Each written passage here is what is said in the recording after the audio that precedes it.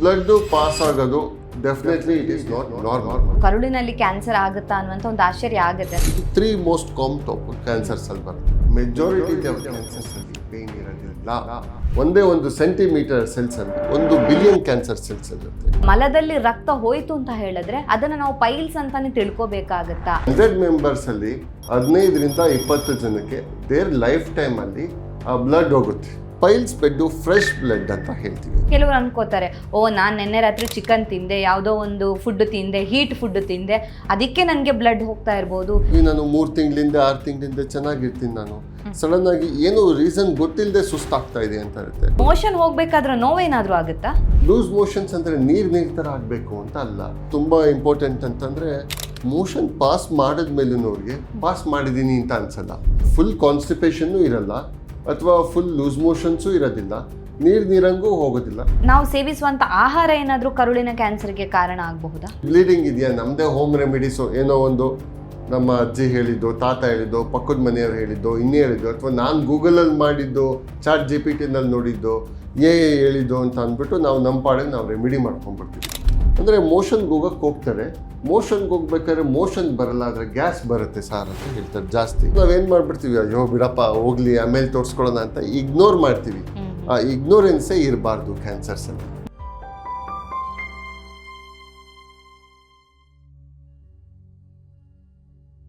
ನಮಸ್ತೆ, ನೀವು ನೋಡ್ತಾ ಇದ್ದೀರಾ ವಿಜಯ ಕರ್ನಾಟಕ. ನಾನು ರಕ್ಷಾ ಕೋಟ್ಯಾನ್. ಕೊಲೋನ್ ಕ್ಯಾನ್ಸರ್ ಅಥವಾ ಕರುಳಿನ ಕ್ಯಾನ್ಸರ್ ಅಂತ ನಾವೇನು ಕರಿತೀವಿ, ತುಂಬ ಜನರಿಗೆ ಇದ್ರ ಬಗ್ಗೆ ಮಾಹಿತಿ ಗೊತ್ತಿರೋದಿಲ್ಲ.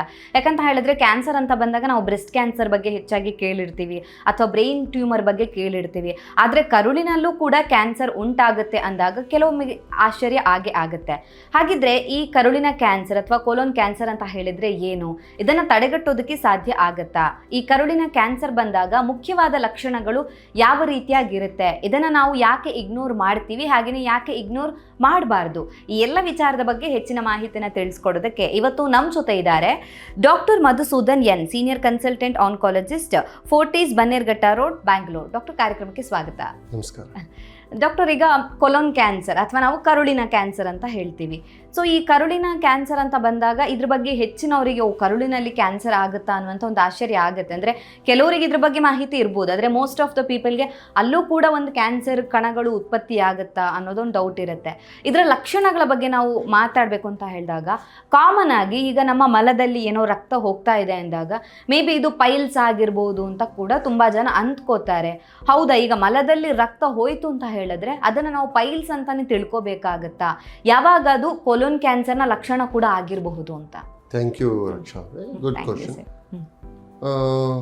ಕೊಲಾನ್ ಕ್ಯಾನ್ಸರು ಈಗ ಬ್ರೆಸ್ಟ್ ಥರ ಅಥವಾ ಸರ್ವಿಕ್ಸ್ ಕ್ಯಾನ್ಸರ್ ಥರ ತುಂಬ ಕಾಮನ್ ಅಲ್ಲದೆ ಇರ್ಬೋದು, ಬಟ್ ಬ್ರೆಸ್ಟ್ ಬಂದು ಫಸ್ಟ್ ಕ್ಯಾನ್ಸರ್ ಇಂಡಿಯಾನಲ್ಲಿ ಆ್ಯಂಡ್ ಅಕ್ರಾಸ್ ದ ಗ್ಲೋಬ್, ವರ್ಲ್ಡಲ್ಲೂ ಅಷ್ಟೇ. ಅದಾದಮೇಲಿಂದ ನಾವು ಫೀಮೇಲ್ಸಲ್ಲಿ ಬಂತಂದರೆ ನಮಗೆ ಸರ್ವೈಕಲ್ ಕ್ಯಾನ್ಸರ್ ಅಂತ ಹೇಳ್ತೀವಿ. ಅದು ನೆಕ್ಸ್ಟ್ ಬಂದು ನಮಗೆ ಮೇಲ್ಸಲ್ಲಿ ಬಂತು ಅಂದರೆ oral cavity cancer, tobacco related cancer. ಇದು 3 ಮೋಸ್ಟ್ ಕಾಮನ್ ಕ್ಯಾನ್ಸರ್ಸಲ್ಲಿ ಬರುತ್ತೆ. ಅದಾದಮೇಲೆ ನೆಕ್ಸ್ಟ್ ಬರೋ ಕ್ಯಾನ್ಸರ್ಸ್ ಕೋಲಾನ್ ಕ್ಯಾನ್ಸರ್ಸ್. ನಾವು ಕೋಲಾನ್ ಕ್ಯಾನ್ಸರ್ಸ್ ಅಂದರೆ ಕೋಲೋರೆಕ್ಟಲ್ ಕ್ಯಾನ್ಸರ್ಸ್ ಅಂತ ಹೇಳ್ತೀವಿ. ಈಗ ಸ್ಮಾಲ್ ಇಂಟೆಸ್ಟೈನ್ ಇರ್ಬೋದು, ಲಾರ್ಜ್ ಇಂಟೆಸ್ಟೈನ್ ಇರ್ಬೋದು, ರೆಕ್ಟಮ್ ಇರ್ಬೋದು. ಈಗೇನಂತಂದರೆ ಕಾಮನ್ ಆಗಿ ಈಗ ದೊಡ್ಡ ಕರಳು ಅಂದರೆ ಲಾರ್ಜ್ ಇಂಟೆಸ್ಟೈನ್ ಅಂತ ಹೇಳ್ತೀವಿ, ಚಿಕ್ಕ ಕರಳು ಅಂತಂದ್ರೆ ಸ್ಮಾಲ್ ಇಂಟೆಸ್ಟೈನ್. ಆಮೇಲೆ ಅದೆರಡನ್ನೂ ಬಿಟ್ಟು ರೆಕ್ಟಮ್ ಅಂತ ಒಂದು ಬರುತ್ತೆ. ಓಕೆ, ರೆಕ್ಟಮ್ ಅಂದ್ರೆ ದ ಮೋಸ್ಟ್ ಬಾಟಮ್ ಪಾರ್ಟ್ ಏನ್ ಬರುತ್ತೆ ಅದನ್ನ ರೆಕ್ಟಮ್ ಅಂದ್ರೆ ಅದು ಏನಲ್ ಕೆನಾಲ್ ಮತ್ತೆ ರೆಕ್ಟಮ್ ಅಂತ ಹೇಳ್ತೀವಿ.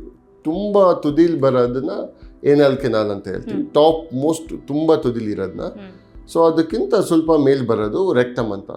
ಯಾಕೆ ಇದು ನಮ್ಮ ಈ ಡಿವಿಷನ್ ಅಂತ ಮಾಡ್ಕೊಂಡಿದ್ವಿ ಅಂತಂದ್ರೆ, ಈ ಟ್ರೀಟ್ಮೆಂಟು ಪ್ರತಿಯೊಂದಕ್ಕೂ ಡಿಫ್ರೆನ್ಸ್ ಇರುತ್ತೆ. ಸೊ ಫಾರ್ ಎಕ್ಸಾಂಪಲ್ ಈಗ ರೆಕ್ಟಮ್ ಕ್ಯಾನ್ಸರ್ ಅಂತ ಇಟ್ಕೊಳ್ಳೋಣ. ರೆಕ್ಟಮ್ ಕ್ಯಾನ್ಸರ್ಸ್ಗೆ ನಾವು ಜನರಲಿ ಫಸ್ಟು ರೇಡಿಯೇಷನ್ನು ಮತ್ತು ಆಮೇಲಿಂದ ಸ್ವಲ್ಪ ಕೀಮೋ ಕೊಟ್ಟು ಆಮೇಲೆ ಆಪ್ರೇಷನ್ ಮಾಡ್ತೀವಿ. ಅದೇ ಈಗ ಆ್ಯಕ್ಚುಯಲ್ ಕೋಲಾನ್ ಕ್ಯಾನ್ಸರ್ ಬಂತು ಅಂತ ಅಂದರೆ most of the cases 90% cases operations first ಇರುತ್ತೆ. ಆಮೇಲಿಂದ ಇನ್ನೊಂದು ಹೇಳಿದೆ, ತುಂಬ ತುದಿ ಇದು ಮೋಸ್ಟ್ ಬಾಟಮ್ ಪಾರ್ಟ್ ಬಂದು ಏನಲ್ ಕೆನಾಲ್ ಅಂತ ಹೇಳ್ತೀವಿ.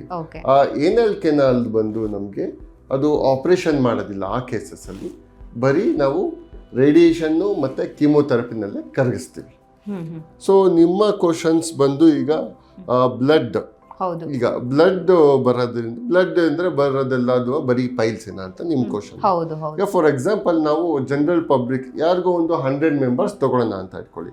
ಈ 100 ಮೆಂಬರ್ಸ್ ಅಲ್ಲಿ 15ರಿಂದ 20 ಜನಕ್ಕೆ ದೇರ್ ಲೈಫ್ ಟೈಮ್ ಅಲ್ಲಿ ಆ ಬ್ಲಡ್ ಹೋಗುತ್ತೆ. ಕರೆಕ್ಟ್ ಅನ್ಸುತ್ತೆ ನಿಮ್ಗೆ? ಹೌದು. ಸೊ 15ರಿಂದ 20 ಜನಕ್ಕೆ, ಕೆಲವೊಂದ್ಸಲಿ ಜಾಸ್ತಿನೇ ಇರ್ಬೋದು, 30% ಇರ್ಬೋದು. ಸೊ ಲೈಫ್ ಟೈಮಲ್ಲಿ ಒಂದಲ್ಲ ಒಂದು ದಿವಸ ಬ್ಲಡ್ ಪಾಸ್ ಆಗಿರೋದು ಮೋಷನ್ ಅಲ್ಲಿ ನೋಡೇ ಇರ್ತಾರೆ ಮೋಸ್ಟ್ ಆಫ್ ದ ಪೀಪಲ್. ಈಗ ಬ್ಲಡ್ ಪಾಸ್ ಆಗೋದು definitely it is not normal.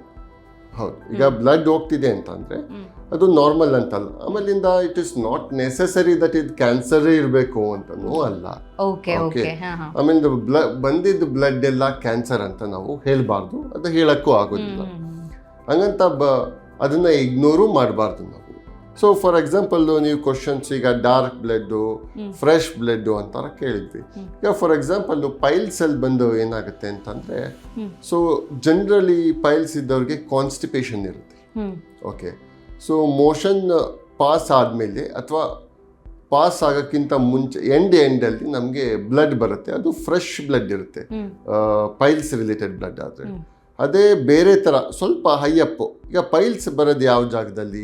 Piles ಬಂದು ಒಳಗಡೆ ಇಂಟೆಸ್ಟೈನಲ್ಲಿ ಪೈಲ್ಸ್ ಬರೋದಿಲ್ಲ. ಪೈಲ್ಸ್ ಇರ್ಬೋದು ಅಥವಾ ಫಿಷರ್ ಇರ್ಬೋದು, ಅದು ನಾವು ಒಳಗಡೆ ಇಂಟೆಸ್ಟೈನ್ ಒಳಗಡೆ ಬರೋದಿಲ್ಲ. ಅದು ಬಂದು ತುದಿನಲ್ಲಿರುತ್ತೆ. ಈಗ ನಾನು ಹೇಳ್ದೆ ಏನಲ್ canal, top most bottom of the rectum, ಅಲ್ಲಿ ಬಂದು ನಮಗೆ ಪೈಲ್ಸ್ ಜಾಗ ಬರೋದು. ಸೊ ಅದೇನಾಗುತ್ತೆ ಅಂತಂದ್ರೆ ಬಂದಾಗ ಅದಕ್ಕೋಸ್ಕರನೇ ಏನಾಗುತ್ತೆ ಅಂದರೆ ಮೋಸ್ಟ್ ಆಫ್ ದಿ ಟೈಮ್ ಇದೇನಾಗುತ್ತೆ ಅಂತಂದರೆ ನಮಗೆ ಅದು ಸ್ವಲ್ಪ ಅದು ಸ್ಪಿಂಕ್ಟರ್ ಅನ್ನೋದಿರುತ್ತೆ ನಮಗೆ. ಆ ಸ್ಪಿಂಕ್ಟರ್ ನಾವು ಇರಿಟೇಷನ್ ಆಗಿ ಇರಿಟಲ್ಲಿ ಬ್ಲಡ್ ವೆಸಲ್ಸ್ ಇರುತ್ತೆ, ರಕ್ತ. ಅದು ಈಗ ವೆರಿಕೋಸ್ ವೈನ್ಸ್ ಅಂತ ಕೇಳಿರ್ಬೋದು. ಓಕೆ, ಸೊ ಜಸ್ಟ್ ಲೈಕ್ ಪೈಲ್ಸ್ಗೆ ಇನ್ನೊಂದು ನಾವು ಕಾಮನ್ ವರ್ಡ್ ಅಲ್ಲಿ ಹೇಳಬೇಕು ಜನರಿಗೆ ಅರ್ಥ ಆಗತ್ತಂತ ಅಂತಂದ್ರೆ ಅದು ವೆರಿಕೋಸ್ ವೈನ್ಸ್ ಆಫ್ ದ ಏನಲ್ ಕೆನಾಲ್ ಅಂತ ಹೇಳ್ತೀವಿ, ರೆಕ್ಟಮ್ ಅಂತ, ಮೋಸ್ಟ್ ಬಾಟಮ್ ಪಾರ್ಟ್ ಅಂತ ಹೇಳ್ಬೋದು. ಸೊ ಅದು ವೆರಿಕೋಸ್ ವೈನ್ಸ್ ಅಂತಂದ್ರೆ ಈಗ ಜನರಲಿ ಈಗ ಎಷ್ಟೋ ಜನ ಗೊತ್ತಿರುತ್ತೆ, ಅದು ನರಗಳು ಬಂದು ಅದು ಉಬ್ಬಿರುತ್ತೆ, ಅದು ಸ್ವೆಲ್ಲಿಂಗ್ ಬಂದಿರುತ್ತೆ ನರಗಳಲ್ಲಿ, ಪ್ರೆಷರ್ ಜಾಸ್ತಿ ಇರುತ್ತೆ. ಸೊ ಇಲ್ಲೂ ಅದೇನೇನೆ ಪೈಲ್ಸ್ ಅಲ್ಲೂ ಏನಾಗಿರುತ್ತಂದ್ರೆ ಅಲ್ಲೂ ಸೇಮ್ ಅದೇ ಥರ ಅದು ರಕ್ತನಾಳಗಳಿರುತ್ತೆ, ವೇನ್ಸ್ ಅಂತ. ಬೇಸಿಕಲಿ ರಕ್ತನಾಳಗಳಂದ್ರೆ ಆರ್ಟರೀಸ್ ಬರಲ್ಲ, ವೇನ್ಸ್ ಅಂತ ಹೇಳ್ತೀವಿ. ಆ ವೇನ್ಸು ಅಲ್ಲೂ ಡೈಲೇಟ್ ಆಗಿರುತ್ತೆ. ಅದು ಆ ಡೈಲೇಟ್ ಆಗಿ ಮೋಷನ್ ಯಾವಾಗ ಗಟ್ಟಿ ಆಗುತ್ತೆ, ಅದು ಇರಿಟೇಷನ್ ಮಾಡಿದಾಗ ಬ್ಲೀಡಿಂಗ್ ಆಗುತ್ತೆ. Very simple. ಸೊ ಅದೇ ಬೇರೆ ರೀಸನ್ಸ್, ಫಾರ್ ಎಕ್ಸಾಂಪಲ್ಸ್ ಇದು ಪೈಲ್ಸಿಂದ ಫ್ರೆಶ್ ಬ್ಲಡ್ ಇರುತ್ತೆ, ಬೇರೆ ರೀಸನ್ಸ್ ಇರ್ಬೋದು. ಈಗ ಡೈವರ್ಟಿಕ್ಯುಲೋಸಿಸ್ ಅಂತ ಹೇಳ್ತೀವಿ ಕೆಲವೊಂದ್ಸಲಿ ಪಾಲಿಪ್ಸ್ ಅಂತ ಹೇಳ್ತೀವಿ. ಇನ್ನೂ ಸಮ್ಟೈಮ್ಸ್ ಕ್ಯಾನ್ಸರ್ಸು ಇರ್ಬೋದು. ಸಮ್ಟೈಮ್ಸ್ ಇರಿಟಬಲ್ ಬೌಲ್ ಡಿಸೀಸ್ ಅಂತ ಹೇಳ್ತೀವಿ, ಕ್ರಾನ್ಸ್ ಡಿಸೀಸು ಆ ಥರ ಎಲ್ಲ ಹೇಳ್ತೀವಿ. ಸೊ ಇದು 5 ಮೋಸ್ಟ್ ಕಾಮನ್ ಬ್ಲೀಡಿಂಗ್ ಅಂತಂದರೆ ಇದಿಷ್ಟು ಕಾಮನ್. ಒಂದು ಪೈಲ್ಸ್ ಇರುತ್ತೆ, ಫಿಷರ್ಸ್ ಇರುತ್ತೆ, ಡೈವರ್ಟಿಕ್ಯುಲೋಸಿಸ್ ಇರುತ್ತೆ, ದೆನ್ ದ ಪಾಲಿಪ್ಸ್ ಇರ್ಬೋದು, ಆಮೇಲಿಂದ ನಮ್ಮದು ಇರಿಟೇಬಲ್ ಬೌಲ್ ಡಿಸೀಸ್ ಅಂತ ಹೇಳ್ತೀವಿ, ಕ್ರಾನ್ಸ್ ಡಿಸೀಸು, IBS ಅದಲ್ಲ, IBS ಅಂದ್ರೆ ಬರೀ ಸಿಂಪ್ಟಮ್ಸ್ ಇರುತ್ತೆ. ಡಿ ಅಂದ್ರೆ ಡಿಸೀಸು, ಅದರಲ್ಲಿ ನಮ್ದು 2 ಡಿಫ್ರೆಂಟ್ಸ್ ಇರುತ್ತೆ. ಕ್ರಾನ್ಸ್ ಡಿಸೀಸ್, ಅಲ್ಸರೇಟಿವ್ ಕೋಲೈಟಿಸ್ ಅಂತ ಇರುತ್ತೆ. ಸೊ ಇದಿಷ್ಟು ಕಾಮನ್. ಇದು ಬಿಟ್ಟು ನೆಕ್ಸ್ಟ್ ಮೋಸ್ಟ್ ಕಾಮನ್ ಅಂತ ಕೇಳಿದ್ರೆ ಕ್ಯಾನ್ಸರ್ಸ್. ಓಕೆ, ಸೊ ಜನರಲಿ ಈಗ ಹೈಯಪ್ ಬ್ಲಡ್ ಬಂದಾಗ ಏನಾಗುತ್ತೆ ಅಂತಂದ್ರೆ ಆ ಕಲರು ಸ್ವಲ್ಪ ಚೇಂಜಸ್ ಇರುತ್ತೆ, ಅಂದರೆ ಡಾರ್ಕ್ ರೆಡ್ ಆಗಿರುತ್ತೆ ಕಲರು. ಈಗ ಪೈಲ್ಸ್ ಅಂತಂದರೆ ಮೋಸ್ಟ್ ಬಾಟಮ್ ಪಾರ್ಟಿಂದ ಇಮ್ಮಿಡಿಯೇಟ್ಲಿ ಬರುತ್ತೆ. ಈಗ ನಾನು ಹೇಳಿದೆ ಇದು ಮೋಸ್ಟ್ ಬಾಟಮ್ ಪಾರ್ಟ್ ಅಂದರೆ ಇಲ್ಲೇ ಪೈಲ್ಸ್ ಕೂತ್ಕೊಂಡಿರುತ್ತೆ. ನಾವು ಮೋಷನ್ ಪಾಸ್ ಮಾಡಿದ ತಕ್ಷಣ ನಿಮಗೆ ಬ್ಲಡ್ ಆಗುತ್ತೆ. ವೆರಸ್ ಈಗ ಬೇರೆ ಯಾವುದೇ ರೀಸನ್ಸ್ ಇರ್ಬೋದು, ಇನ್ಕ್ಲೂಡಿಂಗ್ ಕ್ಯಾನ್ಸರ್ಸ್ ಇರ್ಬೋದು, ಅದು ಬ್ಲಡ್ಡು ಏನಾಗುತ್ತೆ ಅಂತಂದರೆ ಇಂಟೆಸ್ಟೈನ್ ಮೂಲಕ ಪಾಸ್ ಆಗಿ ಕೆಳಗಡೆ ಬರುತ್ತೆ. ಅವಾಗ ಏನಾಗುತ್ತೆ ಅಂತಂದ್ರೆ ನಮಗೆ ಅದು ಯಾವಾಗ ಬೇಕಾದ್ರೂ ಬರ್ಬೋದು. ಮೋಷನ್ ಪಾಸ್ ಮಾಡಿದ ಮೇಲೆ ಬರಬೇಕು ಅಂತಲೇ ಇಲ್ಲ. ಅದು ಮಧ್ಯದಲ್ಲಿ ಸುಮ್ಮನೆ ಬರ್ಬೋದು, ಅಥವಾ ಕೆಲವೊಂದ್ಸಲಿ ಕ್ರಾಂಪ್ಸ್ ಇದ್ದಾಗ ಬರ್ಬೋದು. ಓಕೆ, ಬಟ್ ಈ ಬ್ಲಡ್ಗೂ ಆ ಬ್ಲಡ್ಗೆ ಡಿಫ್ರೆನ್ಸ್ ಏನಪ್ಪ ಇರ್ಬೋದು ಅಂತ ಅಂದರೆ ಅದು ಸ್ವಲ್ಪ ಈಗ ಮೇಲಿಂದ ಬರೋಬದ್ದು ತುಂಬ ಡಾರ್ಕ್ ಇರುತ್ತೆ. ಯಾಕಂತಂದರೆ ಈಗ ಬ್ಲಡ್ ಬಂದಾದ್ಮೇಲೆ ಅದು ಆಕ್ಸಿಜನೇಟೆಡ್ ಇರುತ್ತೆ, ಅದು ಡಿಆಕ್ಸಿಜನೇಷನ್ ಆಗಿಬಿಡುತ್ತೆ. ಸೊ ಅದಕ್ಕೋಸ್ಕರ ಡಾರ್ಕ್ ಇರುತ್ತೆ ಸ್ವಲ್ಪ ಮೇಲು. ಪೈಲ್ಸ್ ಬೆಡ್ಡು ಫ್ರೆಶ್ ಬ್ಲಡ್ ಅಂತ ಹೇಳ್ತೀವಿ ಅದು. ಸೊ ಇದು ನಮ್ಮ ಜನರಲಿ ಪಬ್ಲಿಕ್ಗೆ ಹೇಳಬೇಕಾದಂಥದ್ದು. Okay okay. So major difference blood ಬರೋದ್ರಲ್ಲಿ ಅಂತ ಹೇಳಿದ್ರೆ ಫ್ರೆಶ್ ಬ್ಲಡ್ ಬಂತು ಅಂತ ಹೇಳಿದ್ರೆ ಅದು ಪೈಲ್ಸ್ ಇಂದಾನು ಆಗಿರಬಹುದು ಅಂತ, ಅದರ್ ದನ್ ದಟ್ ಬಂತು ಅಂತ ಹೇಳಿದ್ರೆ ಅದು ಕೋಲನ್ ಕ್ಯಾನ್ಸರ್ ಒಂದು ಸಿಂಪ್ಟಮ್ ಪೈಲ್ಸ್ ಇಂದ ಬೇರೆದಿರ್ಬೋದು ಅಂತ ಹೇಳ್ಬೇಕು. ಅದರಲ್ಲಿ ಒಂದು ಕ್ಯಾನ್ಸರ್ ಕೂಡ ಒಂದು ಕ್ಯಾನ್ಸರ್. ಆಮೇಲಿಂದ ಇದು ಯೂನಿವರ್ಸಲ್ ರೂಲ್ ಅಂತ ಕೇಳ್ತಾರೆ. ಈಗ ಯೂನಿವರ್ಸಲ್ ರೂಲ್ ಅಂತ ಏನಿಲ್ಲ ಇದರಲ್ಲಿ. ಅಂದ್ರೆ ಜನರಲಿ ಈ ತರ ಇರುತ್ತೆ. ನಾವು ನೆಕ್ಸ್ಟ್ ನಿಮಗೆ ಬೇರೆ ಈಗ ಹೋಗ್ತಾ ಹೋಗ್ತಾ ಹೇಳ್ತೀನಿ. ಈಗ ಪೈಲ್ಸ್ ತರ, ಈಗ for example piles same fresh ಬ್ಲಡ್ಡೇ ಇರುತ್ತೆ, ಆದರೆ ಅದು ಪೈಲ್ಸ ಅಥವಾ ಇದನ್ನ ಬೇರೆ ಬೇರೆ ಯಾವ್ದಾದ್ರು ಅಸೋಸಿಯೇಟೆಡ್ ಸಿಂಪ್ಟಮ್ಸ್ ಇರ್ಬೋದು ಕ್ಯಾನ್ಸರ್ ರಿಲೇಟೆಡ್ ಅಂತ ಅದನ್ನು ಹೇಳ್ತೀನಿ. Okay okay. ಹಾಗಿದ್ರೆ ಈಗ ಲಕ್ಷಣಗಳಲ್ಲಿ ನೀವು ಫಸ್ಟ್ ಹೇಳಿದ್ರಿ ಮೋಷನ್ ಅಲ್ಲಿ ಬ್ಲಡ್ ಹೋಗೋದ್ರ ಬಗ್ಗೆ ಯಾವ ರೀತಿಯಾಗಿ ನಾವು ವ್ಯತ್ಯಾಸವನ್ನ ಕಂಡುಕೊಳ್ಳಬಹುದು, ಅದು ಪೈಲ್ಸ್ ಆಗಿರ್ಬೋದು, ಬೇರೆ ಆಗಿರ್ಬೋದು, ಅಥವಾ ಕೋಲನ್ ಕ್ಯಾನ್ಸರ್ ಕೂಡ ಆಗಿರಬಹುದು ಅಂತ.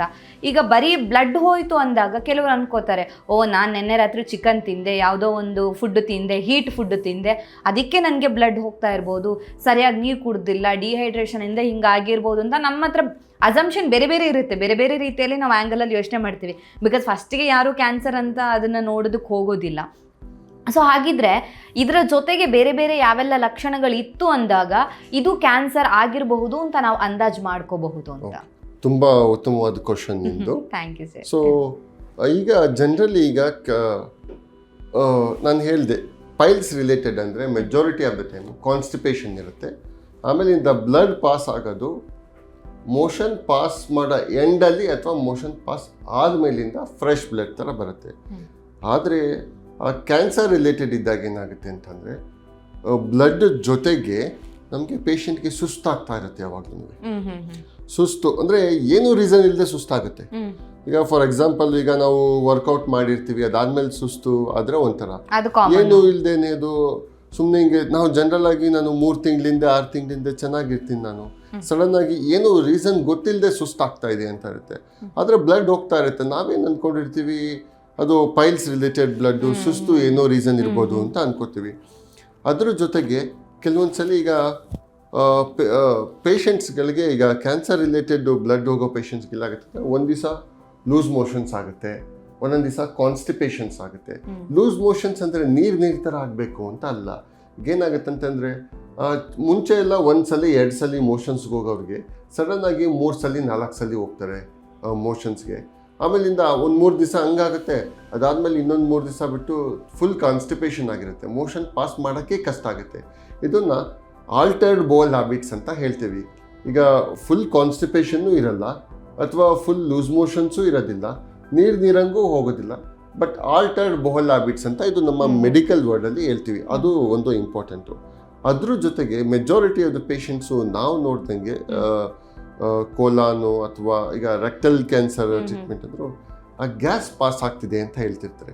ಅಂದರೆ ಮೋಷನ್ಗೆ ಹೋಗ್ತಾರೆ, ಮೋಷನ್ಗೆ ಹೋಗ್ಬೇಕಾದ್ರೆ ಮೋಷನ್ ಬರಲ್ಲ, ಆದರೆ ಗ್ಯಾಸ್ ಬರುತ್ತೆ ಸಾರ್ ಅಂತ ಹೇಳ್ತಾರೆ. ಜಾಸ್ತಿ ಮೋಷನ್ ಬದಲು ಗ್ಯಾಸ್ ಬರುತ್ತೆ ಜಾಸ್ತಿ, ಕೆಲವೊಂದ್ಸಲಿ ಮೋಷನ್ ಜೊತೆಗೆ ಗ್ಯಾಸ್ ಬರುತ್ತೆ ಅಂತ ಹೇಳ್ತಾರೆ. ಸೊ ಇದೆಲ್ಲ ನಮಗೆ ಮೇನ್ಲಿ ಈ ಸಿಂಪ್ಟಮ್ಸ್ ಇದ್ದ ನೀವು ಪೈಲ್ಸಲ್ಲಿ ನೋಡೋದಿಲ್ಲ. ಎಕ್ಸೆಸಿವ್ ಗ್ಯಾಸ್ ಹೋಗೋದು ಅಲ್ಲಿ ಪೈಲ್ಸಲ್ಲಿದ್ದಾಗ ಬರೀ ಕಾನ್ಸ್ಟಿಪೇಷನ್ ಮಾತ್ರ ಅದೇ ಮೇನ್ ಕಂಪ್ಲೇಂಟ್ಸು ಅವ್ರಿಗೆ.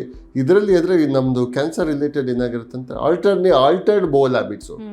1-2-3 ದಿವಸ ಲೂಸ್ ಮೋಷನ್ನು, 1-2-3 ದಿವಸ ನಿಮಗೆ ಕಾನ್ಸ್ಟಿಪೇಷನ್ನು, ಸುಸ್ತಾಗುತ್ತೆ, ಏನೋ ಒಂಥರ ಅಂದರೆ ಎಕ್ಸ್ಪ್ಲೇನೇ ಮಾಡೋಕ್ಕಾಗದೇ ಇರೋ ಥರ ಸುಸ್ತಾಗುತ್ತೆ ಅವ್ರಿಗೆ. ಏನೂ ರೀಸನ್ಸ್ ಇರೋದಿಲ್ಲ ಸುಸ್ತು. ಈಗ ಶುಗರ್ ಇರಲ್ಲ, BP ಇರಲ್ಲ, ಆದರೂ ಸುಸ್ತಾಗುತ್ತೆ. ಆ ಥರ ಜೊತೆಗೆ ಆ ಗ್ಯಾಸ್ ಅನ್ನೋದು ತುಂಬ ಇಂಪಾರ್ಟೆಂಟ್. ಓಕೆ, ಗ್ಯಾಸ್ ಅಂತ ಹೇಳಿದ್ರೆ ಫಾರ್ಟಿಂಗ್ ಹೇಳ್ತಾ ಇದ್ದೀರಾ ಡಾಕ್ಟರ್, ಹೇಗೆ?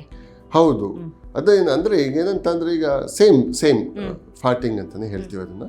ಅಂದರೆ ಒಂದು ಸ್ವಲ್ಪ ಅದು ಮೋಷನ್ನು ಪಾಸ್ ಆಗ್ತಿರುತ್ತೆ, ಸ್ವಲ್ಪ ಗ್ಯಾಸು ಹೋಗ್ತಾ ಇರುತ್ತೆ. ಆಮೇಲೆ ಕೆಳಗಡೆ ಹೊಟ್ಟೆ ತುಂಬ ಊದ್ಕೊಂಡಂಗೆ ಅನಿಸುತ್ತೆ, ಯಾವಾಗೂ ಉಬ್ಬಿದ ಥರ ಕಾಣಿಸ್ತಾ ಇರುತ್ತೆ ಅವ್ರಿಗೆ. ಇನ್ನೊಂದು ತುಂಬ ಇಂಪಾರ್ಟೆಂಟ್ ಅಂತಂದರೆ ಮೋಷನ್ ಪಾಸ್ ಮಾಡಿದ್ಮೇಲೂ ಅವ್ರಿಗೆ ಪಾಸ್ ಮಾಡಿದ್ದೀನಿ ಅಂತ ಅನಿಸಲ್ಲ. ಈಗ ಪೈಲ್ಸಲ್ಲಿ ಈ ಕಂಪ್ಲೇಂಟ್ ಇರೋದಿಲ್ಲ. ಏನಾಗುತ್ತೆ ಅಂತಂದರೆ ಪೈಲ್ಸಲ್ಲಿ ಏನಂತಂದರೆ ಎಲ್ಲ ಮೋಷನ್ ಪಾಸ್ ಆದಮೇಲಿಂದ ಬ್ಲಡ್ ಬರೋದ್ರಿಂದ ಅವ್ರಿಗೇನು ಅನ್ಸೋದಿಲ್ಲ. ಆದರೆ ಇದರಲ್ಲಿ ಏನಾಗುತ್ತೆ ಅಂತಂದರೆ ಬ್ಲಡ್ಡು ಮಿಕ್ಸ್ ಆಗಿ ಬಂದಿರುತ್ತೆ ಎಷ್ಟೋ ಸಲ. ಆಮೇಲಿಂದ ಮೋಷನ್ ಪಾಸ್ ಮಾಡ್ಕೊಂಡು ಬಂದಿರ್ತಾರೆ ಪೇಷಂಟ್ಸು, ಪಾಸ್ ಆದ್ಮೇಲೂ ನಮಗೆ ಇಲ್ಲ ಇನ್ನೊಂದ್ಸಲಿ ಹೋಗ್ಬೇಕು ತುಂಬಾ ಸಲ ಫ್ರೀಕ್ವೆನ್ಸಿ ಅರ್ಜೆನ್ಸಿ ಅಂತ ಹೇಳ್ತೀವಿ. ಯೂರಿನ್ ಜಾಸ್ತಿ ಹೋಗ್ಬೇಕು, ಫ್ರೀಕ್ವೆನ್ಸಿ ಯೂರಿನ್ ರಿಲೀಫ್ನೆಸ್ ಇರೋದಿಲ್ಲ ಅಂತ ರಿಲೀಫ್ ಸಿಗೋದಿಲ್ಲ. ಕೆಲವು ಯೂರಿನ್ ಇನ್ಫೆಕ್ಷನ್ ಆಗಿದ್ದಾಗ ನಿಮಗೆ ಗೊತ್ತಿರ್ಬೋದು, ಅಂದ್ರೆ ಯೂರಿನ್ ಬ್ಯಾಗು ಫುಲ್ ಆಗಿಲ್ಲ ಅಂತ ಅಂದ್ರೂ ನಮಗೆ ಫ್ರೀಕ್ವೆನ್ಸಿ ಮತ್ತೆ ಅರ್ಜೆನ್ಸಿ ಹೆಸಿಟೆನ್ಸಿ ಅಂತ ಹೇಳ್ತೀವಿ ನಾವು ಅದನ್ನ. ಅಂದ್ರೆ ಬೇಗ ಹೋಗ್ಬೇಕು ಅಥವಾ ಪಾಸ್ ಮಾಡಿ ಬಂದು ಅರ್ಧ ಗಂಟೆಗೆ ಮತ್ತೆ ಹೋಗ್ಬೇಕು ಅಂತ ಅನ್ಸುತ್ತೆ. ಅದು ನಮ್ಮ ನಾರ್ಮಲ್ ಹ್ಯಾಬಿಟ್ಸ್ಗಿನ್ನ ಚೇಂಜಸ್ ಇರುತ್ತೆ. ಹ್ಯಾಬಿಟ್ಸ್, ಯೂರಿನರಿ ಟ್ರಾಕ್ಟ್ ಇನ್ಫೆಕ್ಷನ್ ತುಂಬಾ ಜನಕ್ಕೆ ಅದು ಎಕ್ಸ್ಪೀರಿಯನ್ಸ್ ಅದೇ ತರ ಇದರಲ್ಲೂ ಆಗಿರುತ್ತೆ. ಓಕೆ ಸೊ ಈ ಎಲ್ಲ ಸಿಂಪ್ಟಮ್ಸ್ಗಳನ್ನ ನಾವು ಗಮನಿಸಬೇಕು ಅಂತ. ಹೌದು. ಸೊ ಮೋಷನ್ ಹೋಗ್ಬೇಕಾದ್ರೆ ನೋವೇನಾದ್ರೂ ಆಗುತ್ತಾ? Generally very good point.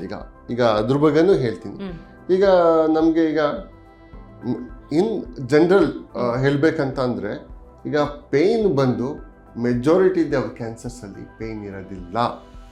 ಯಾಕಂತಂದ್ರೆ ಇದೊಂದೇ ಅಂತಾನೆ ಇಲ್ಲ. ಫಾರ್ ಎಕ್ಸಾಂಪಲ್ ನಮಗೆ ಬ್ರೆಸ್ಟ್ ರಿಲೇಟೆಡ್ ಅಂತ ಇಟ್ಕೊಳ್ಳೋಣ. ಜನ ಏನು ಮಾಡ್ತಾರೆ, ನನಗೆ ಒಂದು ಲಂಪ್ ಇದೆ, ಬ್ರೆಸ್ಟಲ್ಲಿ ಲಂಪ್ ಇದೆ, ನಾವು ನೋವಿಲ್ಲ ಅಂತ ತೋರಿಸ್ಕೊಂಡಿಲ್ಲ. ಇದು ನನ್ನ ಹತ್ರ ಡೈಲಿ ಬರೋ ಪೇಷಂಟ್ಸ್ ನಾ ಹೇಳ್ತಾರೆ. ಇದೇನು ನಾವು ಪುಸ್ತಕದಲ್ಲಿ ಓದಿರಬೇಕು ಅಂತಲೇ ಏನಿಲ್ಲ. ಡೈಲಿ ನಮ್ಮ ಹತ್ರ ಹೆಂಗೆ ಪೇಷಂಟ್ಸ್ ಬರ್ತಾರೆ ಅದೇ ಸ್ಟೋರಿ ಹೇಳ್ತಾ ಇದ್ದೀನಿ. ಪೇಷಂಟ್ಸ್ ಬಂದಿರ್ತಾರೆ, ಗೆಡ್ಡೆ ಇರುತ್ತೆ ಬ್ರೆಸ್ಟಲ್ಲಿ.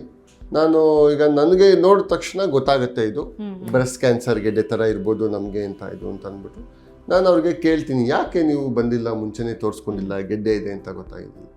ಇಲ್ಲ ಸರ್, ನಮಗೆ ಅದು ಒಂದು ದಿವಸನೂ ನೋವು ಕಾಣಿಸಿಲ್ಲ, ಆದರೂ ಇರಲಿ ತೋರಿಸ್ಕೊಳ್ಳೋ. ಒಂದು 2-3 ವರ್ಷದಿಂದ ಗೆಡ್ಡೆ ಇದೆ ನನ್ನ ಹತ್ರ, ನಿಧಾನಕ್ಕೆ ಬೆಳೀತಾ ಇದೆ ಅದು. ನಾನು ಆದರೂ ಒಂದ್ಸಲಿ ಯಾಕೆ ಸುಮ್ಮನೆ ನಮ್ಮ ಮಗಳಿಗೆ ಹೇಳಿದೆ, ಆ ಮಗಳು ಕರ್ಕೊಬಂದರು, ಒಂದ್ಸಲಿ ಡಾಕ್ಟರ್ ಹತ್ರ ಚೆಕ್ ಮಾಡಿಸ್ಕೊಂಬಿಡೋಣ ಇರಲಿ ಒಂದ್ಸಲಿ. So that means majority of the ಕ್ಯಾನ್ಸರ್ಸಲ್ಲಿ ನಮಗೆ ಪೇಯ್ನ್ ಇರೋದಿಲ್ಲ to begin with initial stages. ನಾವು ಬಟ್ ನಮಗೆ ಬ್ರೈನ್ಗೆ ಹೆಂಗೆ ಅಂತ ಅಂದರೆ, ಈಗ ಬ್ರೈನ್ಗೆ ನೋವಾದರೆ ಹರ್ಟ್ ಆಗುತ್ತೆ, ಹೌದಲ್ವಾ? ಈಗ ನಮಗೆ ನೋವಾದರೆ ಹರ್ಟ್ ಆಗುತ್ತೆ, ನಾವೇನು ಮಾಡ್ತೀವಿ, ಅವಾಗ ಡಾಕ್ಟರ್ ಹತ್ರ ಬೇಗ ಹೋಗ್ತೀವಿ. ಬಟ್ ಕ್ಯಾನ್ಸರ್ಸ್ದು ಆ ಥರ ಗುಣ ಇರೋದಿಲ್ಲ. ಡ್ರಾಬ್ಯಾಕ್ ಅದೇ ಅಂತಲೇ ಹೇಳ್ಬೋದಲ್ವಾ ಸರ್, ಕ್ಯಾನ್ಸರ್ನಲ್ಲಿ ನೋವು ಇರೋದಿಲ್ಲ. ಹೌದು, all the initial stages, nowhere you will see the pain. Painless lump, painless bleeding. Okay, so ಅದೇ ಥರ ಇರುತ್ತೆ. ಸೊ ನಾವೇನು ಮಾಡ್ಬಿಡ್ತೀವಿ, ಅಯ್ಯೋ ಬಿಡಪ್ಪ ಹೋಗ್ಲಿ ಆಮೇಲೆ ತೋರಿಸ್ಕೊಳ್ಳೋಣ ಅಂತ ಇಗ್ನೋರ್ ಮಾಡ್ತೀವಿ. ಆ ಇಗ್ನೋರೆನ್ಸೇ ಇರಬಾರ್ದು ಕ್ಯಾನ್ಸರ್ಸಲ್ಲಿ. ಸೊ ನಮ್ಮ ಬ್ರೈನ್ಗೆ ಏನು ಅನ್ಸುತ್ತೆ ಅಂತ ಅಂದರೆ, ಈಗ ನೋವಿಲ್ಲ ಬಿಡಪ್ಪ ನಾವು ಆಮೇಲೆ ತೋರಿಸ್ಕೊಳ್ಳೋಣ, ನೋವಿದ್ರೆ ತಾನೆ ಅಂತ ನಾವು ಸುಮ್ಮನೆ ಆಗಿಬಿಡ್ತೀವಿ. ಆಮೇಲೆ ಏನು ಮಾಡ್ತೀವಿ, ಬ್ಲೀಡಿಂಗ್ ಇದೆಯಾ, ನಮ್ಮದೇ ಹೋಮ್ ರೆಮಿಡೀಸು, ಏನೋ ಒಂದು ನಮ್ಮ ಅಜ್ಜಿ ಹೇಳಿದ್ದು, ತಾತ ಹೇಳಿದ್ದು, ಪಕ್ಕದ ಮನೆಯವ್ರು ಹೇಳಿದ್ದು, ಇನ್ನೇ ಹೇಳಿದ್ದು, ಅಥವಾ ನಾನು ಗೂಗಲಲ್ಲಿ ಮಾಡಿದ್ದು, ಚಾಟ್ GPT-ನಲ್ಲಿ ನೋಡಿದ್ದು, ಹೇಳಿದ್ದು ಅಂತ ಅಂದ್ಬಿಟ್ಟು ನಾವು ನಮ್ಮ ಪಾಡಿಗೆ ನಾವು ರೆಮಿಡಿ ಮಾಡ್ಕೊಂಡ್ಬರ್ತೀವಿ. ಬಟ್ ಆ್ಯಕ್ಚುಲಿ ಪ್ರತಿಯೊಬ್ಬರಿಗೂ ಈವನ್ನು ರೆಕ್ಟಲ್ ಕ್ಯಾನ್ಸರ್ ಇರ್ಬೋದು, ಕೋಲಾನ್ ಕ್ಯಾನ್ಸರ್ಸ್ ಇರ್ಬೋದು, ಅಥವಾ ಮೆಜಾರಿಟಿ ಆಫ್ ದ ಕ್ಯಾನ್ಸರ್ಸಲ್ಲಿ ಪೇಯ್ನ್ ಇರೋದಿಲ್ಲ. ಪೇಯ್ನ್ ಇಲ್ಲ ಅಂತ ದಯವಿಟ್ಟು ಯಾರು ಇಗ್ನೋರ್ ಮಾಡಬೇಡಿ. ಓಕೆ ಸೊ ಈಗ ಮೋಷನ್ನಲ್ಲಿ ಬ್ಲಡ್ ಹೋಗೋದ್ರ ಬಗ್ಗೆ ಹೇಳಿದ್ರೆ, ಪೇಯ್ನ್ ಇರೋದಿಲ್ಲ, ನೋವು ಇಲ್ಲದೆ ಇದ್ರೂ ಕೂಡ ಅದು ಲಕ್ಷಣ ಆಗಿರಬಹುದು, ಬರಬೇಕು ಆಸ್ಪತ್ರೆಗೆ ಅಂತ. ಇನ್ನೊಂದು ವಿಚಾರ ಏನು ಅಂತ ಹೇಳಿದ್ರೆ, ಆ ಮೋಷನ್ನ ಸ್ಟ್ರಕ್ಚರ್, ಈಗ ಕಲರ್ ಆಗಿರ್ಬೋದು, ಅದು ಗಟ್ಟಿಯಾಗಿ ಹೋಗ್ತಾ ಇದೆಯಾ, ನೀರಾಗಿ ಹೋಗ್ತಾ ಇದೆಯಾ, ಅಥವಾ ಯಾವ ಕಲರಲ್ಲಿದೆ, ಬ್ರೌನಿಷಲ್ಲಿದೆಯಾ, ಇದೆಲ್ಲ ಮ್ಯಾಟರ್ ಆಗುತ್ತಾ ಹೇಗೆ ಅಂತ? ಹೌದು, ಈಗ ಹೇಳ್ದಂಗೆ ನಿಮಗೆ ಡಾರ್ಕ್ ಬ್ಲಡ್ಡು ಇದೆಲ್ಲ ಮ್ಯಾಟರ್ ಆಗುತ್ತೆ. ಬಟ್ ಯಾವುದೇ ಬ್ಲಡ್ ಇರಲಿ, ನನ್ ಕೇಳಿದ್ರೆ ಈಗ ಅದು ಯಾಕಂತಂದ್ರೆ ಮೋಷನಲ್ಲಿ ಬಂದಿದ್ದ ಬ್ಲಡ್ ಎಲ್ಲ ನಾವು ಕ್ಯಾನ್ಸರ್ ಅಂತ ಹೇಳಕ್ ಬರೋದಿಲ್ಲ. ಅದೇ ತರ ಕಾರಣ ಇರುತ್ತೆ. ಯಾಕಂತಂದ್ರೆ ಮೋಷನಲ್ಲಿ ಬ್ಲಡ್ ಬರೋದು it is definitely not A normal. ಏನೋ ಒಂದು ಸಮಸ್ಯೆ ಇದೆ, ಸಮಸ್ಯೆ ಅಂತೂ ಇದ್ದೇ ಇದೆ. ಕ್ಯಾನ್ಸರ್ ಆಗಿರ್ಬೇಕು ಅಂತ ಇಲ್ಲ, ಬಟ್ ಸಮಸ್ಯೆ ಇದೆ, ಸಮಸ್ಯೆ ಅಂತೂ ಇದ್ದೇ ಇರುತ್ತೆ. ಆ ಸಮಸ್ಯೆಗೆ ನಾವು ಟ್ರೀಟ್ಮೆಂಟ್ ಕಂಡುಕೊಡ್ಬೇಕು. ಹೌದು, ಈಗ ಫಾರ್ ಎಕ್ಸಾಂಪಲ್ ಕ್ಯಾನ್ಸರ್ ಇಲ್ಲ ಅಂತ ಅಂದ್ರೂ ನಮ್ಗೆ ಸೊ ಏನ್ ಸಮಸ್ಯೆ ಇದೆ ಅಂತ ನಾವು ಕಂಡು ಹಿಡ್ಕೋಬೇಕು. ಪೈಲ್ಸೇ ಇರ್ಬೋದು ಅಥವಾ ಪಾಲಿಪ್ಸೇ ಇರ್ಬೋದು. ಆಮೇಲೆ ಇನ್ನೊಂದು ಇಂಪಾರ್ಟೆಂಟ್ ಹೇಳ್ಬೇಕಂತ ಅಂದ್ರೆ, colon cancer majority of the time ಒಂದು ಪಾಲಿಪ್ ಅಂತ ಇರುತ್ತೆ, ಪಾಲಿಪ್ ಇಂದ ಡೆವಲಪ್ ಆಗುತ್ತೆ. ಓಕೆ, ಸೊ ಆ ಪಾಲಿಪ್ಪು ನಿನ್ನೆ ಮೊನ್ನೆ ಉಟ್ಕೊಳ್ಳೋದಲ್ಲ, ಅದು ಒಂದು 10 ವರ್ಷದ ಹಿಂದೆನೇ ಇರುತ್ತೆ ಪಾಲಿಪ್ಪು. ಸೊ ನಾವು ಈಗ ಫಾರ್ ಎಕ್ಸಾಂಪಲ್ ಈ ಥರ ಈಗ ಪಾಲಿಪ್ ಇಂದ ಬ್ಲಡ್ ಬಂದಿರ್ಬೋದು ನಮಗೆ. ಆ ಪಾಲಿಪ್ನ 10 ವರ್ಷದಿಂದನೇ ನೋಡಿ ಕಟ್ ಮಾಡಿ ತೆಗೆಸಿದ್ರೆ ನಮಗೆ ಅದು ಕ್ಯಾನ್ಸರ್ ಆಗೋ ಚಾನ್ಸಸ್ ಸ್ಟಾಪ್ ಆಗಿಬಿಡುತ್ತೆ ನಮಗೆ. ಸೊ ಆ ಥರ, so any blood should be evaluated. ನಾವು ಅದನ್ನು ಚೆಕ್ ಮಾಡಿಸ್ಕೊಳ್ಳೇಬೇಕು. ಯಾಕಂದರೆ ಪ್ರತಿಯೊಂದಕ್ಕೂ ಅದರದೇ ಆದಂಥ ಟ್ರೀಟ್ಮೆಂಟ್ ಇರುತ್ತೆ. ಸೊ ಈಗ ಹಂಗೆ ಈ ಪೈಲ್ಸ್ ಆದರೂ ಹಂಗೆ ಬಿಟ್ಟಿರೋದು ಬ್ಲಡ್ ಲಾಸ್ ಆಗಿ ಅದರಿಂದನೂ ಸುಸ್ತಾಗ್ಬಿಡ್ತಾರೆ. Okay okay. ಯಾಕಂದರೆ ಈಗ ಕೆಲವೊಂದು ಸಿಂಪ್ಟಮ್ಗಳು ಒಂದ್ಸತಿ ಬಂತು ನೆಕ್ಸ್ಟ್ ಟೈಮ್ ಬಂದಿಲ್ಲ ಅಂದಾಗ ಅಯ್ಯೋ ಅದು ಆ ಕಾರಣಕ್ಕಾಗಿರ್ಬೋದು, ಬಾಡಿ ಹೀಟಾಗಿ ಆಗಿರ್ಬೋದು ಅಂತ ನೆಗ್ಲೆಕ್ಟ್ ಮಾಡ್ತಾರೆ. ಫಾರ್ ಎಕ್ಸಾಂಪಲ್ ಹೇಳಬೇಕು ಅಂದರೆ ಇವತ್ತು ಬೆಳಗ್ಗೆ ಮೋಷನ್ ಮಾಡಿದಾಗ ನನಗೆ ಬ್ಲಡ್ ಬಂತು, ನಾಳೆ ಬಂದಿಲ್ಲ ಅಂದಾಗ ಓ ಇದು ನಾರ್ಮಲ್ ಇರ್ಬೋದು, ನಿನ್ನೆ ಏನೋ ಒಂದು ಕಾರಣಕ್ಕಾಗಿರ್ಬೋದು ಅಂತ ಸುಮ್ಮನೆ ಆಗ್ತಾರೆ. ಆದರೆ ಆ ಥರ ಸುಮ್ಮನೆ ಆಗಬಾರ್ದು ಅಂತ, ರಕ್ತ ಬಂತು ಅಂತ ಹೇಳಿದಾಗ ಆಸ್ಪತ್ರೆಗೆ ಹೋಗಿ ತೋರಿಸೋ ಅಂಥದ್ದು ಬಹಳ ಮುಖ್ಯ ಅಂತ ಹೇಳ್ತಾ ಇದ್ದೀವಿ. ಖಂಡಿತವಾಗ್ಲೂ ಬಹಳ ಮುಖ್ಯ. ಓಕೆ, 1 ಡ್ರಾಪ್ ಇರಲಿ 2 ಡ್ರಾಪ್ ಇರಲಿ, ಯಾಕಂತಂದರೆ ರಕ್ತ ನಾರ್ಮಲಿ ಯಾರಿಗೂ ಬರಲ್ಲ. ಬಂದಿದೆ ಅಂತ ಅಂದರೆ ಏನೋ ಒಂದು ಸಮಸ್ಯೆ ಇದೆ. ಆ ಸಮಸ್ಯೆಗೆ ಮತ್ತೆ ಯಾವ ಥರ ಪ್ರಿವೆಂಟ್ ಮಾಡಬೇಕು, ಟ್ರೀಟ್ ಮಾಡಬೇಕು, ಪ್ರತಿಯೊಬ್ಬರು ಡಾಕ್ಟ್ರ್ ಹತ್ರ ಹೋಗಿ ಚೆಕ್ ಮಾಡಿಸ್ಕೊಳ್ಳೇಬೇಕು. Okay okay. ಹಾಗಿದ್ರೆ ಇದಕ್ಕೆ ಹೋಮ್ ರೆಮಿಡೀಸ್ ಯಾವುದು ವರ್ಕ್ ಆಗಲ್ಲ? ಮೋಷನಲ್ಲಿ ರಕ್ತ ಬಂದರೆ ಏನು ಹೋಮ್ ರೆಮಿಡೀಸ್ ವರ್ಕ್ ಆಗೋದಿಲ್ಲ? ರೆಮಿಡೀಸ್ ಅದೇ, ಈಗ ಜನ ಏನು ಮಾಡ್ತಾರೆ ಅಂತಂದರೆ ಈಗ ಹೋಮ್ ರೆಮಿಡೀಸು ಮಾಡ್ತಾ ಈಗ ಏನೋ ಪೈಲ್ಸ್ಗೋ ಅಥವಾ ಬೇರೆ ಡೈವರ್ಟಿಕಲೋಸಿಸ್ ಅಂತ ಇರುತ್ತೆ, ಅದಕ್ಕೆಲ್ಲ ಹೋಮ್ ರೆಮಿಡೀಸ್ ಮಾಡಿದ್ರೆ ಅಕಸ್ಮಾತ್ ಅವ್ರು ಮಾಡ್ಕೊಳ್ಳೇಬೇಕು, ಅವ್ರ ಖುಷಿಗೆ ಮಾಡಬೇಕು ಅಂದರೆ ಓಕೆ. ಅದೇ ಬೈ ಚಾನ್ಸ್ ಈಗ ಅದೇನಾದ್ರು ಕ್ಯಾನ್ಸರ್ ಇದೆ ಅಂತ ಇಟ್ಕೊಳ್ಳೋಣ. ಸೊ ಈಗ ಏನಾಗುತ್ತೆ ಅಂತ ಅಂದರೆ ನೀವು ಪೈಲ್ಸ್ಗೆ ನೀವು ಹೋಮ್ ರೆಮಿಡಿ ಮಾಡಿದ್ರೆ ಏನಾಗೋದಿಲ್ಲ, ಸ್ವಲ್ಪ ಹೋಗಿ ನಿಧಾನಕ್ಕೆ ಒಂದಲ್ಲ ಒಂದು ದಿವಸ ಏನೋ ಮಾಡ್ಕೊಬೋದು. ಅದೇ ಕ್ಯಾನ್ಸರ್ಗೆ ಹೋಮ್ ರೆಮಿಡಿ ಮಾಡ್ತಾ ಹಾಗೆ ಬಿಟ್ಕೊಂಡು ಹೋಯ್ತು ಅಂತಂದರೆ ಅದು ಒಳಗಡೆ ಅದು ಸ್ಪ್ರೆಡ್ ಆಗ್ತಾ ಹೋಗುತ್ತೆ. ಈಗ ಏನಾಗುತ್ತೆ ಅಂತಂದರೆ ಅದು ಒಂದು ಸೆಲ್ಸು ಆ್ಯಕ್ಚುಲಿ ನಮ್ಗೆ ಏನಾಗುತ್ತೆ ಅಂತಂದರೆ 1 ಸೆಂಟಿಮೀಟರ್ ಸೆಲ್ಸಲ್ಲಿ 1 ಬಿಲಿಯನ್ ಸೆಲ್ಸ್ ಇರುತ್ತೆ, ಕ್ಯಾನ್ಸರ್ ಸೆಲ್ಸ್. ಓಕೆ. ಒಂದೇ 1 ಸೆಂಟಿಮೀಟರ್ ಸೆಲ್ಸಲ್ಲಿ 1 ಬಿಲಿಯನ್ ಕ್ಯಾನ್ಸರ್ ಸೆಲ್ಸ್ ಇರುತ್ತೆ. ಆಮೇಲಿಂದ ಪ್ರತಿ ಕ್ಯಾನ್ಸರ್ ಕಣಗಳು ಉತ್ಪತ್ತಿ ಆಗ್ತಾ ಇರುತ್ತೆ. The will be having A high growth rate. Actually ಏನಾಗುತ್ತೆ ಅಂದರೆ 1 become 2, 2 become 8 become 16. ಈಗ ಜೊಮೆಟ್ರಿಕಲ್ ಪ್ರೋಗ್ರೆಷನ್ ಅಂತ ಹೇಳ್ತೀವಿ, ಜೊಮೆಟ್ರಿಕಲ್ ಪ್ರೋಗ್ರೆಷನ್ ಅಂತ ಹೇಳ್ತೀವಿ. ಆ ಥರ ಒಂದೊಂದು ಬೆಳೀತಾ ಹೋಗ್ತಾ ಇರುತ್ತೆ ನಮಗೆ. ಅದೇನಾಗುತ್ತೆ ಅಂತ ಅಂದರೆ ಈ ಥರ ನಾವು ಸುಮ್ಮನೆ ಈಗ ನಾವು ಸುಮ್ಮನೆ ಕೂತ್ಕೋಬೋದು, ಬೇಡ ಬಿಡಪ್ಪ ಅದನ್ನು ಹೋಮ್ ರೆಮಿಡಿ ಮಾಡ್ಕೊಂಡಿದ್ದೀವಿ, ಇವತ್ತು ನೆನ್ನೆ ಬ್ಲಡ್ ಬಂದಿತ್ತು, ಮೊನ್ನೆ ಬಂದಿತ್ತು, ಇವತ್ತು ಬಂದಿಲ್ಲ ಅಂತ, ಹಂಗಲ್ಲ. ಆದರೆ ಕ್ಯಾನ್ಸರ್ ಕಣಗಳಿದ್ರೆ ಅವು ಸುಮ್ಮನೆ ಕೂತ್ಕೊಳ್ಳೋದಿಲ್ಲ, ಒಳಗಡೆ ಪ್ರತಿಯೊಂದೂ ಅವು ಬೆಳೀತಾ ಹೋಗುತ್ತೆ, ಅದ್ರ ಸಂತಾನೋತ್ಪತ್ತಿಯನ್ನು ಜಾಸ್ತಿ ಮಾಡುತ್ತೆ. ಈಗ ಫಾರ್ ಎಕ್ಸಾಂಪಲ್ 1 ಸೆಲ್ಸಲ್ಲಿ 1 ಬಿಲಿಯನ್ ಅಂತ ಅಂದರೆ ಆ 1 ಬಿಲಿಯನ್ ಸೆಲ್ಸ್ನು ಉತ್ಪತ್ತಿ ಮಾಡ್ತಾ ಇರುತ್ತೆ. ಅದು ಜಸ್ಟ್ ಇಮ್ಯಾಜಿನ್ ಹೆಂಗಿರ್ಬೋದು ಅಂತ. ಹೌದು, ನಿಜವಾಗಿ ಊಹಿಸ್ಕೊಳ್ಳೋದೇ ಕಷ್ಟ ಆಗ್ಬಿಡುತ್ತೆ.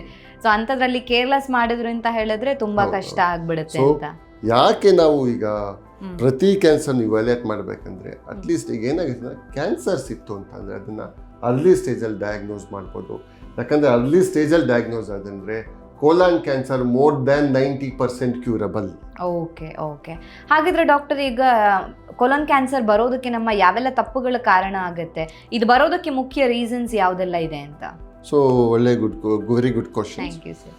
ಈಗ ಜನರಲಿ ಈಗ ನಾವು ನೋಡೋಕೆ ಹೋಯ್ತಂತಂದರೆ ಸ್ಟಡೀಸ್ ಪ್ರಕಾರ ಅಥವಾ ನಾವು ಡೈಲಿ ಡೇ ಟು ಡೇ ನೋಡೋ ಪ್ರಕಾರ about 40 to 50% of colon cancers can be preventable or it can be detected very early.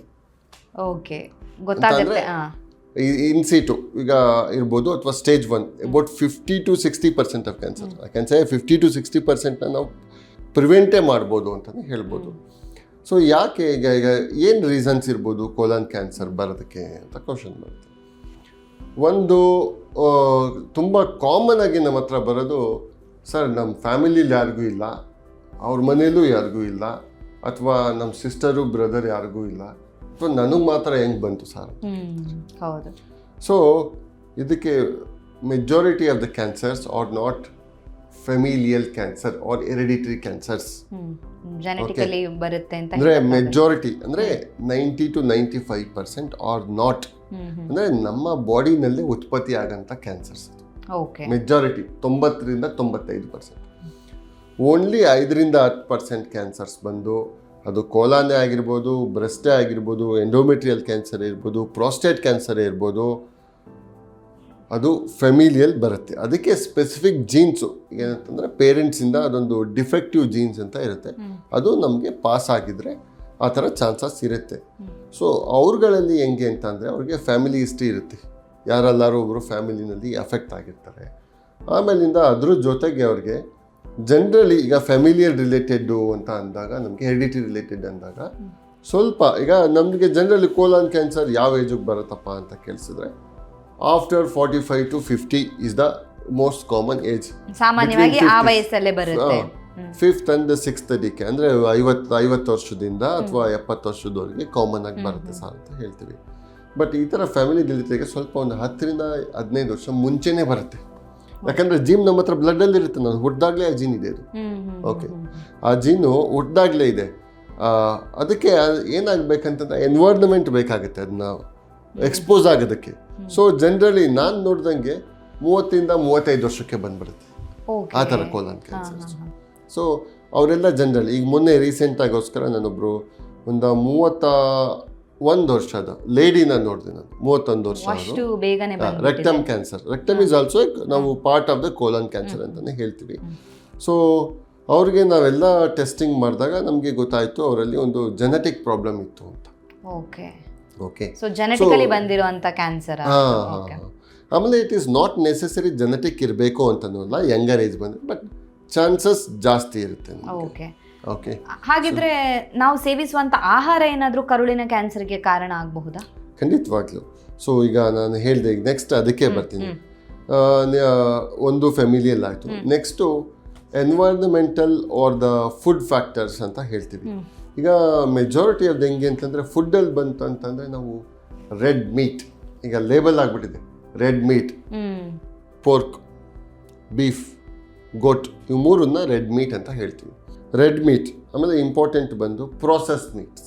Okay, so ಇದರಿಂದ ನಮಗೆ there is a high chances of having a one who are using these things. ಅಂದರೆ ಇದನ್ನು continuous ಆಗಿ consumption ಮಾಡಿದವ್ರಲ್ಲಿ ನಮಗೆ colon cancer ಜಾಸ್ತಿ ಇದೆ ಅಂತ ಹೇಳ್ತೀವಿ.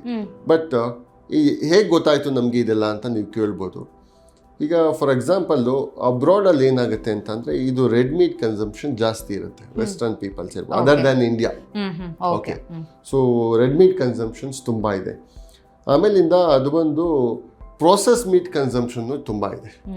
ಓಕೆ, ಸೊ ಇದೇನಾಗುತ್ತೆ ಅಂದರೆ more than the red meat, ಇವೆರಡರಲ್ಲೂ ರೆಡ್ ಮೀಟ್ ವರ್ಸಸ್, ಯಾಕಂದರೆ ಇಂಡಿಯನ್ಸು ರೆಡ್ ಮೀಟ್ ತಿಂತಾರೆ ಆ್ಯಕ್ಚುಲಿ. ಸೊ ಹಂಗಾರೆ ತಿಂದವ್ರಿಗೆಲ್ಲ ಕ್ಯಾನ್ಸರ್ ಬರ್ಬೇಕಲ್ಲಪ್ಪ. ಹೌದೌದು, ಅದೊಂದು ಪ್ರಶ್ನೆ ಬರುತ್ತೆ. ನಾನು ತಿಂತಾ ಇದ್ದೀನಿ, ನಾನು ಪೋರ್ಕ್ ತಿಂತಾ ಇದ್ದೀನಿ ಅಥವಾ ರೆಡ್ ಮೀಟ್ ತಿಂತಾ ಇದ್ದೀನಿ, ನನ್ಗೆ ಯಾಕೆ ಬಂದಿಲ್ಲ ಅನ್ನೋದೊಂದು ಪ್ರಶ್ನೆ ಬರುತ್ತೆ. ಸೊ ರೆಡ್ ಮೀಟ್ಗಿನ್ನ ಜಸ್ಟ್ ರೆಡ್ ಮೀಟ್ಗಿನ್ನ ಪ್ರೋಸೆಸ್ ಮೀಟ್ ತುಂಬ ಇಂಪಾರ್ಟೆಂಟ್. ಯಾಕಂದರೆ ಈಗ ಈವನ್ ಇಂಡಿಯಾದಲ್ಲೂ ಜಾಸ್ತಿ ಪ್ರೋಸೆಸ್ ಮೀಟ್ ಯೂಸ್ ಮಾಡ್ತೀವಿ. ಪ್ರೋಸೆಸ್ ಮೀಟ್ಸಲ್ಲಿ ಏನಾಗುತ್ತೆ ಅಂತಂದರೆ ಆಲ್ರೆಡಿ ರೆಡ್ ಮೀಟಲ್ಲಿ ಕ್ಯಾನ್ಸರ್ ಕಾರಕ ಅಂದರೆ ಹೀಮ್ ಅಂತ ಹೇಳ್ತೀವಿ. ಹೀಮ್ ಅಂತ ಒಂದು ಕೆಮಿಕಲ್ ಇರುತ್ತೆ, ಅದರಿಂದ ಬರ್ಬೋದು ಅಂತ ಹೇಳ್ತೀವಿ. ಯಾಕೆ ರೆಡ್ ಮೀಟಲ್ಲಿ ಜಾಸ್ತಿ ಇರ್ಬೋದು ಅಂತ. ಅದ್ರ ಜೊತೆಗೆ ನಾವು ಆ ಹೀಮ್ ಜೊತೆಗೆ ನಾವು ನೈಟ್ರೇಟ್ಸು ಅಥವಾ ನೈಟ್ರೇಟು ಪ್ರೋಸೆಸ್ ಮಾಡಬೇಕಂದ್ರೆ ಆ್ಯಡ್ ಮಾಡಿರ್ತೀವಿ.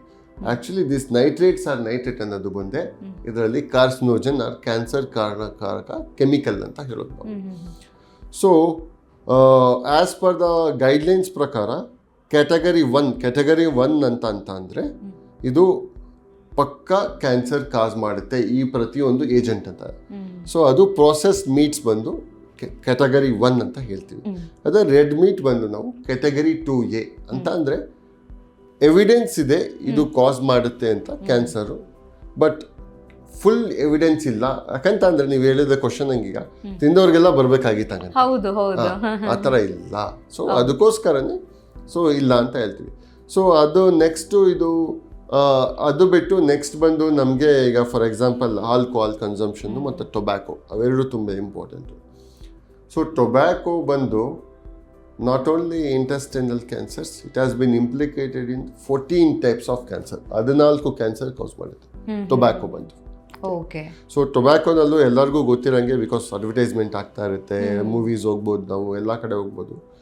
So it is not the actual nicotine, but ಅದ್ರ ಜೊತೆಗೆ ಸಮ್ ಆಲ್ಡಿಹೈಡ್ಸು ಕೆಮಿಕಲ್ ಕಂಪೌಂಡ್ಸ್ ಇರುತ್ತೆ ಟೊಬ್ಯಾಕೊನಲ್ಲಿ when it's become smoke. Okay, ಯಾಕಂದರೆ ನೀವು ಕೇಳ್ಬೋದು ನಿಕೋಟಿನ್ ನಾವು ಬೇರೆ ಥರನೂ ಯೂಸ್ ಮಾಡೋಕೆ ಬಿಟ್ಟಿದ್ದೀವಿ ಈಗೆಲ್ಲ. Nicotine as such will not cos the cancer as such, but ಅದ್ರ ಜೊತೆಗೆ ಇರೋದು ಆಲ್ಡಿಹೈಡ್ ಕಾಂಪೌಂಡ್ಸ್ ಅಂತ ನಾವು ಏನು ಹೇಳ್ತೀವಿ ಆ್ಯಕ್ಚುಲಿ, ಅದು ನಮಗೆ ಕ್ಯಾನ್ಸರ್ ಕಾಸ್ನು ಮಾಡುತ್ತೆ ಅದರಲ್ಲಿ. ಅದ್ರ ಜೊತೆಗೆ ಆಲ್ಕೋಹಾಲು. ಸೊ ಆಲ್ಕೋಹಾಲ್ ಬಂದು ಅದನ್ನು ನಾವು around 7 types of cancers cause ಮಾಡ್ಬೋದು ಆಲ್ಕೋಹಾಲ್ ಬಂದು. ಸೊ ಎಷ್ಟೋ ಜನ ಕೇಳ್ತಾರೆ, sir how many cigarettes can we smoke actually, or how many alcohol drinks can I take in a week, in a month, per day ಅಂತ ಕೇಳ್ತಾರೆ. Actually speaking no tobacco. Okay, ಹೌದು, no ಸ್ವಲ್ಪ tobacco, ಒಂದು ತಗೊಂಡು Zero. 10 ಸೇದಿದ್ರು zero tolerance for the tobacco. But when it comes to alcohol ಇವು ಬಂದಾಗ ಏನಾಗುತ್ತೆ ಅಂತಂದ್ರೆ different people different says like ಸ್ವಲ್ಪ ತಗೋಬೋದು ಅಥವಾ ಇಷ್ಟು ಕ್ವಾಂಟಿಟಿ ಅಂತ ಹೇಳ್ತೀವಿ. ಫಾರ್ ಎಕ್ಸಾಂಪಲ್ ನಮ್ಮ ಇಂಡಿಯನ್ ಅಮೌಂಟ್ಸಲ್ಲಿ ನಾವು ಹೇಳಬೇಕು ಅಂತಂದರೆ, ಸೊ ಫಾರ್ ಎ ಮೇಲ್ ಅಂದರೆ 14 ಪೆಗ್ ಅಂದರೆ ನಮ್ಮ ಸ್ಟಡೀಸ್ ಪ್ರಕಾರ ಇನ್ ಎ ವೀಕ್ ಅಂತ ಹೇಳ್ತಾರೆ. ಫಾರ್ ಫೀಮೇಲ್ಸ್ 7 ಪೆಗ್ಸ್ ಅಂತ ಹೇಳ್ತಾರೆ. ಓಕೆ, ಇದು some of the studies. But as per the ಅಂದ್ರೆ ಅಷ್ಟು ತಗೋಬಹುದು ಅಂತನಾ? ತಗೋಬಹುದು, ಅದನ್ನ ಮಾಡ್ರೇಟ್ ಡ್ರಿಂಕಿಂಗ್ ಅಂತ ಹೇಳ್ತೀವಿ ನಾವು. Okay, thank you so much doctor. ನಮ್ಮ ಇವತ್ತಿನ ಕಾರ್ಯಕ್ರಮದಲ್ಲಿ ಯಾವ ರೀತಿಯಾಗಿ ಕೊಲೋನ್ ಕ್ಯಾನ್ಸರ್ ಬರುತ್ತೆ, ನಮ್ಮ ಆಹಾರ ಹೇಗೆ ಕಾರಣ ಆಗುತ್ತೆ, ನಮ್ಮ ಯಾವೆಲ್ಲ ಸಣ್ಣ ಸಣ್ಣ ತಪ್ಪುಗಳು ಇಲ್ಲಿ ಮುಖ್ಯ ಪಾತ್ರವನ್ನು ವಹಿಸುತ್ತೆ, ಇದಕ್ಕೆ ಚಿಕಿತ್ಸೆ ಯಾವ ರೀತಿಯಾಗಿರುತ್ತೆ, ಇದ್ರ ಬಗ್ಗೆ ಮುಜುಗರ ಬೇಡ, ಆದರೆ ಎಚ್ಚರಿಕೆ ಇರಲಿ, ತಕ್ಷಣಕ್ಕೆ ಬಂದು ಆಸ್ಪತ್ರೆಗೆ ತೋರಿಸ್ಕೊಳ್ಳಿ. ಒಂದು ವೇಳೆ ನಮ್ಮ ಮಲದಲ್ಲಿ ರಕ್ತ ಬಂತು ಅಂತ ಹೇಳಿದಾಗ ಅದ್ರ ಬಗ್ಗೆ ಹಿಂಜರಿಕೆ ಬೇಡ ಅನ್ನೋದನ್ನು ನಮ್ಮ ಆಡಿಯನ್ಸ್ಗೆ ತುಂಬ ಸರಳವಾಗಿ ಅರ್ಥ ಆಗೋ ರೀತಿಯಲ್ಲಿ ವಿವರಿಸಿದ್ದೀರಾ. ತುಂಬ ಚೆನ್ನಾಗಿ ಎಕ್ಸ್ಪ್ಲೈನ್ ಕೂಡ ಮಾಡಿದ್ದೀರಾ. Thank you so much doctor. Thank you, ಧನ್ಯವಾದ. ನಮ್ಮ ಇವತ್ತಿನ ಕಾರ್ಯಕ್ರಮದಲ್ಲಿ ಕೊಲೋನ್ ಕ್ಯಾನ್ಸರ್ ಅಥವಾ ಕರುಳಿನ ಕ್ಯಾನ್ಸರ್ ಯಾವ ರೀತಿಯಾಗಿ ಬರುತ್ತೆ, ಇದಕ್ಕೆ ಚಿಕಿತ್ಸೆ ಹೇಗಿರುತ್ತೆ, ಮಲದಲ್ಲಿ ಬರುವಂಥ ರಕ್ತ ಯಾಕೆ ಅಪಾಯ ಅನ್ನೋದ್ರ ಬಗ್ಗೆ ಡಾಕ್ಟರ್ ನಮಗೆ ಹೆಚ್ಚಿನ ಮಾಹಿತಿಯನ್ನು ತಿಳಿಸ್ಕೊಟ್ಟಿದ್ದಾರೆ. ಆರೋಗ್ಯಕ್ಕೆ ಸಂಬಂಧಿಸಿದಂಥ ಹೆಚ್ಚಿನ ವಿಡಿಯೋಗಳನ್ನು ನಮ್ಮ ವಿಜಯ್ ಕರ್ನಾಟಕ ಹೆಲ್ತ್ ಪೇಜ್ನಲ್ಲಿ ನೀವು ನೋಡ್ಬೋದು.